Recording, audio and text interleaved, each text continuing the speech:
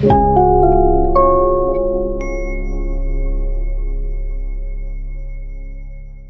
akan menambahkan sebelum kita pulang mengenai topik yang ketujuh di seminar kita media dan politik representasi.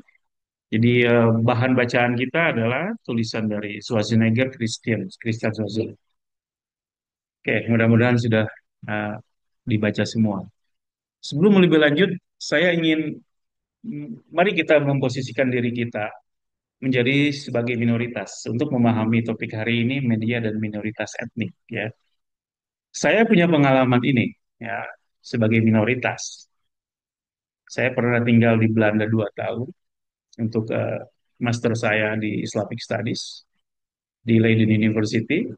Kemudian sekitar 6 tahun di Australia.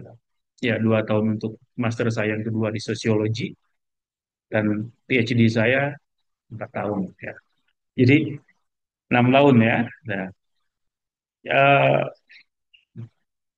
pengalaman ini eh, coba kita bayangkan kita berada di Eropa. Eropa kan kebanyakan itu non-Muslim ya, Kristen, Judeo-Christian tradition. Di Australia juga sama, kan? Di Amerika juga sama, kan? Di setiap wilayah-wilayah ini selalu ada minoritas, ya kan? Nah, minoritasnya dalam pengertian yang banyak, bisa minoritas agama, bisa minoritas etnik, bisa minoritas bahasa, dan minoritas lain-lainnya. Nah, dalam yang saya alami ini, saya banyak dan kawan-kawan yang seperti saya minoritas agama, ya kan? Saya Muslim. Minoritas etnik, ya kan? Orang Sunda seberapa orang sih di situ, ya kan? Di Belanda lebih banyak orang Jawa kan, karena sekarang kita. Orang Suriname di Belanda banyak, ya. Di Australia sama. Kemudian etnik bahasa. Secara Indonesia pun kita minoritas seperti itu. Di Timur Tengah juga sama. Nah, di Indonesia pun kita kan ada mengalami minoritas. Tadi Pak Haji bilang ketika kita ke Indonesia Timur, Muslim menjadi minoritas di sana. Ya, jadi memang di bagian barat kita muslim mayoritas, tapi ketika di barat, di timur di kita muslim minoritas. Maka ketika bicara tentang penutupan gereja, di sana kita mengalami penutupan masjid, ya kan? Nah, maka saya mungkin kita berpikir orang-orang yang suka melarang gereja itu seperti tadi di Manglayang tadi, mereka coba pergi ke Kupang misalnya, ya kan? Seperti itu, atau ke mana di Papua itu kan? Nah, mengalami hal yang sama. Nah, saya pernah mengalami itu. Apa yang dialami, apa yang diharapkan, kita hanya ingin mendapatkan voice, ya kan? Kalau kita sebagai minoritas, we are voiceless. Kita nggak punya suara, kan? Suara kita mungkin kecil, tidak terdengar, karena kita minoritas secara etnik, bahasa, dan sebagainya. Kita ingin punya voice. Nah, tapi punya problem dengan voice itu. Kita nggak punya medianya, sarananya, dan sebagainya. Nanti kita ceritakan hal ini sedikit. Memang tadi kalau kita punya voice, menimbulkan kita bikin noise, ya kan? Ya kan? Ada voice, ada noise, gitu kan? Tadi betul juga kalau minoritas yang voice itu bikin noise, gitu kan? Kadang-kadang dia bersuara lebih keras daripada mayoritas. Nah, nanti kita akan jelaskan di sebelumnya bahwa ada minoritas dan mayoritas adalah moving targets. Nah, nanti saya jelaskan. Ya, apa yang diharapkan ketika kita berada atau berposisi sebagai sebuah minoritas? Kita di situ berbicara tentang representasi, teori yang kita pelajari di beberapa pertemuan sebelumnya. Kita juga berbicara tentang yang lain, nulian bahasa Indonesia, bahasa Sunda, nah, the other. Nah, mungkin Kang Reja nggak masuk nggak waktu itu tentang the other? Nggak masuk ya? Oh ya, jadi waktu tadi Kang Aji itu bingung. Nah, ketika bicara tentang minoritas, kita bicara tentang rekognisi, juga teori yang kita pelajari di pertemuan sebelumnya. Nah, menurut saya pengalaman-pengalaman yang seperti ini adalah modal yang cukup bagus bagi kita untuk bisa memahami bagaimana relasi antara minoritas dan media itu. Ya, menurut saya seperti itu. Dalam konteks kita adalah minoritas dan media dalam mata kuliah kita ini. Nah, jadi kita mulai dengan apa itu minoritas, ya kan? Istilah minoritas itu tentu ada latar belakang sejarah dan kolonialnya. Kata minoritas itu, minor and major, yaitu sebutan orang-orang kolonial ketika itu terhadap orang-orang yang dianggap the other, ya kan? Ketika orang-orang Inggris misalnya pergi ke India, mereka menemukan orang yang berbeda kan, secara bahasa, secara agama. Jadi mereka bilang ya, lain yang the other. Nah, tapi eh, di negara lain mereka menemukan juga orang-orang lain yang dianggap dari segi jumlahnya kecil, dari segi bahasanya terbatas dan sebagainya sebagai orang-orang minority. Nah, itu. Jadi minoritas itu adalah sebuah istilah yang digunakan untuk menggambarkan grup-grup sosial yang berdasarkan etnik tertentu, bahasa tertentu, agama tertentu, mungkin gender dan sexual orientation. Nah, nanti kalau tadi Pak Budi bilang termasuk yang tadi LGBT itu, nah itu juga dalam konteks kita adalah termasuk minority. Minority berdasarkan sexual orientation. Ya, seperti itu. Nah, lepas suka atau tidak suka atau suka saja mereka adalah minority. Gitu. Nah, yang menjadi masalah, minoritas itu kadang-kadang visible, terlihat, kadang-kadang invisible. Ya kan? Nah, kalau misalnya ada sebuah minoritas yang kelihatan, oh dia di minoritas. Tapi ada yang memang minoritasnya tidak kelihatan. Nah, oke. Jadi makna minoritas itu ada yang kelihatan, oh memang nyatanya nih misalnya ketika saya di Eropa, orang orang Indonesia kecil sedikit karena kelihatan jumlahnya. Tetapi ada minoritas yang tidak kelihatan, jumlahnya banyak, tapi sebenarnya minoritas. Nah, tadi diceritakan ada yang bilang dari sudut di Indonesia. Itu kita ini orang pribumi, kita kan we are visible kan, kelihatan.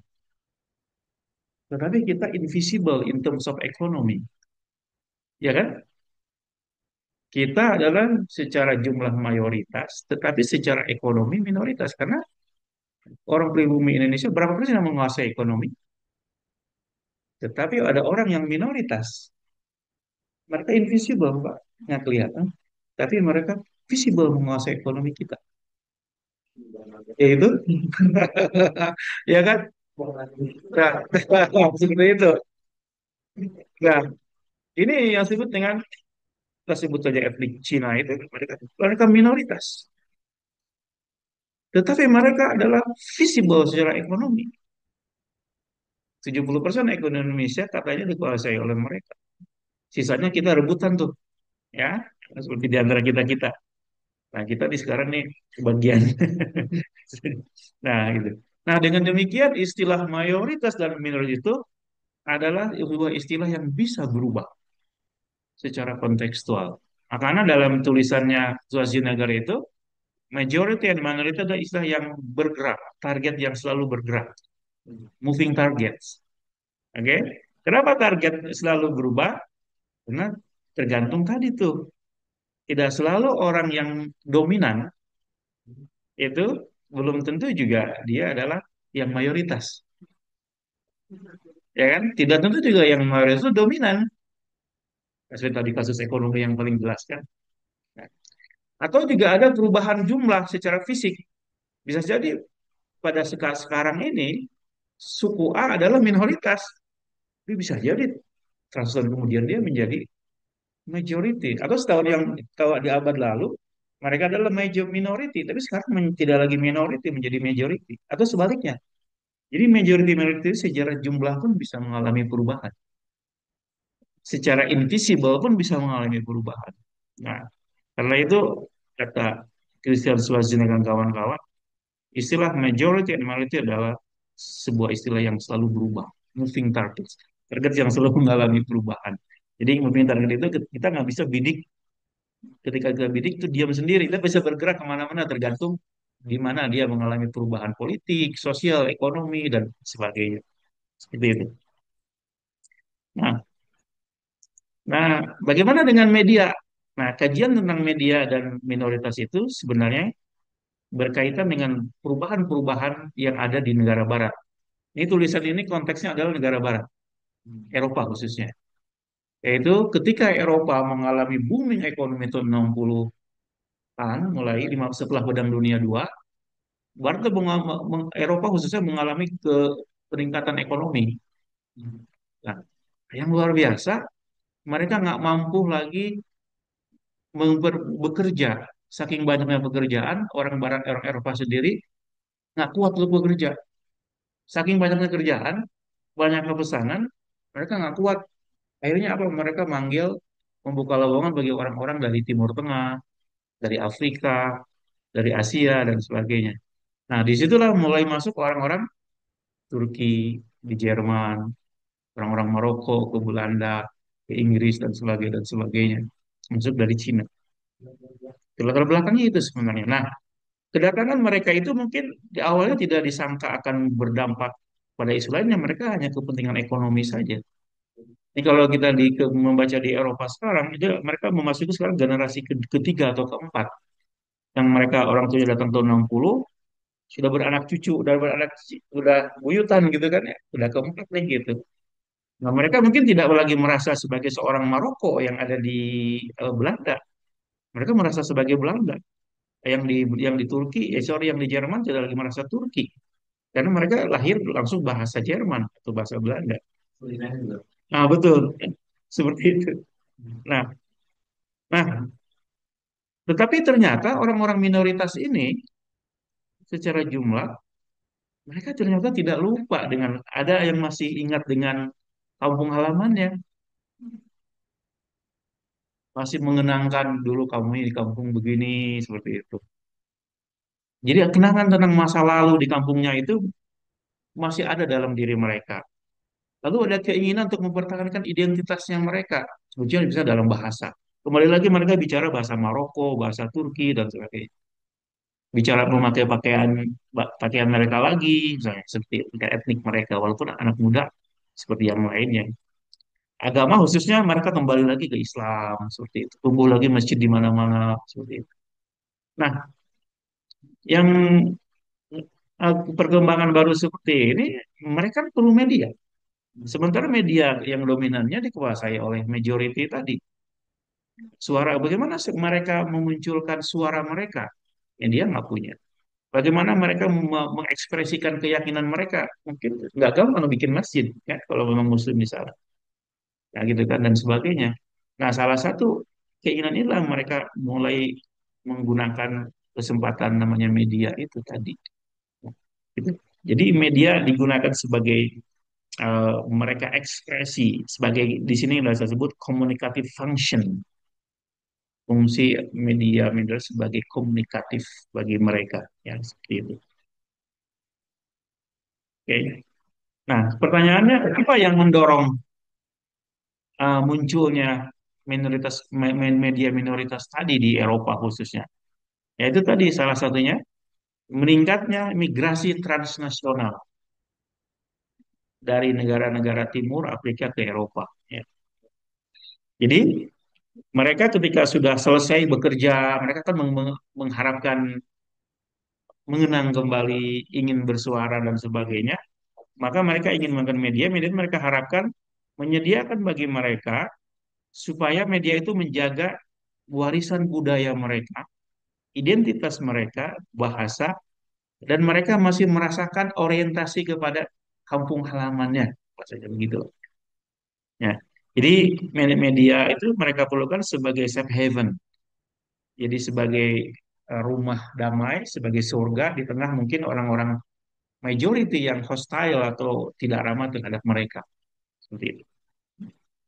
Nah, sebutannya bisa etnik media, migran media, minority media, dan sebagainya itu sama sebenarnya ada istilah lainnya seperti itu. Oke. Nah, kemudian apa yang mendorong terjadinya eh, minoritas media ini, media minoritas ini ada banyak faktor ya. Satu teknologi tadi kita bahas. Nah, perkembangan teknologi yang semakin murah dalam hal media membuka peluang besar bagi minoritas etnik untuk membuat media. Tadi disebutkan oleh mungkin Pak Ridwan atau Pak Haji bahwa berapa kita bayar kalau media TV kan.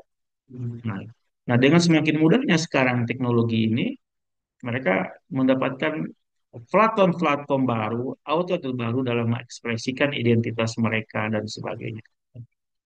Teknologi, nah kemunculan teknologi digital sekarang ini membantu kemunculan mereka. Oke.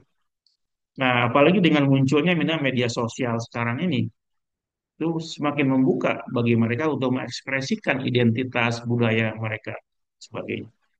Dalam kasus Indonesia, misalkan saya kasus ini, bagi orang-orang Sunda yang sekarang mulai meninggalkan bahasanya, kan sekarang muncul bagi orang-orang minoritas agama, Syiah, Ahmadiyah, dan sebagainya, itu menjadi outlet yang sangat bagus. Yang kedua adalah economic support, ada dukungan ekonomi. Nah, karena mereka tuh tadi latar belakangnya bekerja, ya kan? Nah, mereka mampu mengumpulkan uang tuh untuk bikin media mereka di sana, walaupun dengan media yang sederhana, dari print dan sebagainya, ya kan? Tapi ada dalam kasus tertentu minoritas media ini didukung oleh negara. Ketika minoritas itu menguntungkan secara politik, misalnya untuk kampanye, gitu. Dia untung nih, udah banyak nih orang Turki di sini, soalnya di medianya dibantu, nah, gitu. Nah, seperti itu. Nah, ketika menguntungkan saja sebenarnya, seperti itu. Oke. Atau pemerintah mendukung ya, untuk misalnya ada kan pemerintah yang menghargai dalam negara yang menerapkan multikulturalisme, kemungkinan besar pemerintah memberikan dana ini. Termasuk misalnya di Australia, sekolah-sekolah yang berbasis agama seperti Islam juga diberi dana. Seperti itu. Nah, faktor ketiga yang membuat meningkatnya atau tumbuhnya minoritas media itu adalah social movement. Nah, ini. Nah, di Barat itu kan muncul gerakan-gerakan sosial, baik oleh garangan oleh mereka itu sendiri, orang berlatar belakang Kristen, atau yang Muslim itu sendiri dari agama lainnya, seperti gerakan Black Civil Rights Movement di Amerika. Nah, oleh Luther King dan sebagainya. Ya kan? Atau gerakan-gerakan identitas dari LGBT misalnya. Kita dari gerakan lingkungan dan sebagainya. Nah, ini juga mendorong etnik minoritas di negara-negara barat itu juga mereka bangkit juga.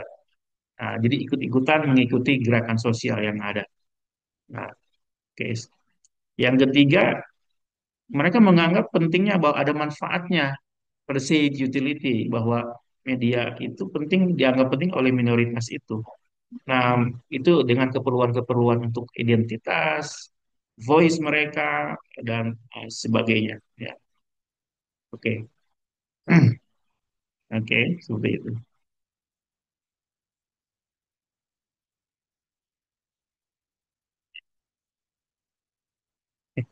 Mencet ini. Oke.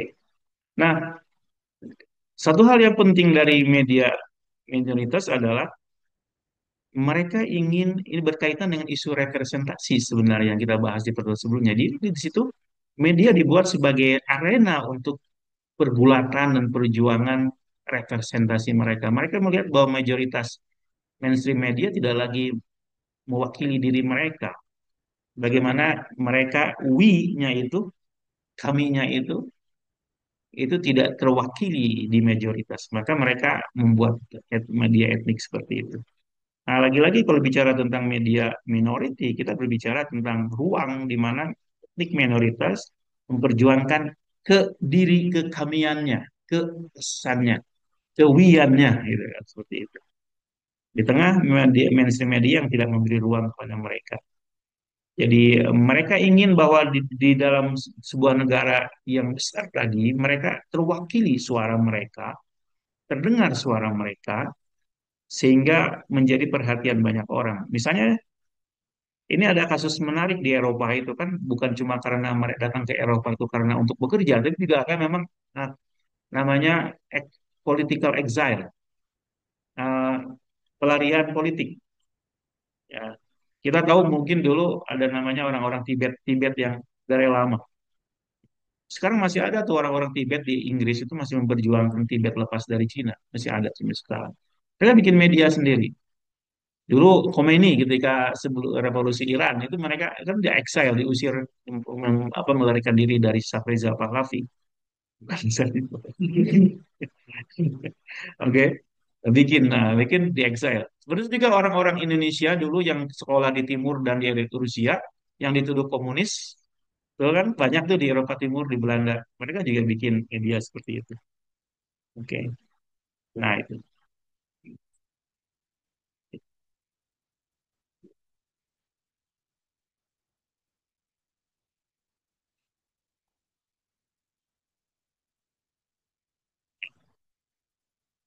Tetapi juga cerita tentang media minoritas itu tidak gampang ternyata.